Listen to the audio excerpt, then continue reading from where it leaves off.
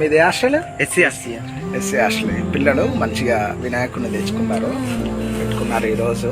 అయితే నన్ను రమ్మన్నారు, వచ్చిన పూజకు వచ్చిన. ఎంత ఇస్తారా?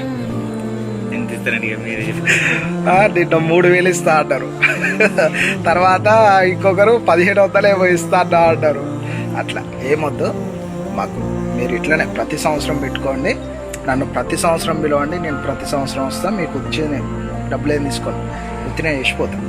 మీకు నేను పౌరోహిత్యం నేర్చుకున్నది కూడా దీనికోసమే.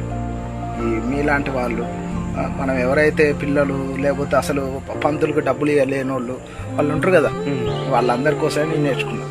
నా 2,000 1,000 మీకు మిగులుతాయి కదా, అందుకే మీకోసం నేర్చుకున్నది. అంతేనా? జై శ్రీరామ్. జై శ్రీరామ్. జై శ్రీరామ్ చెప్పండి. ఎప్పుడు రాముడితోనే ఉండండి.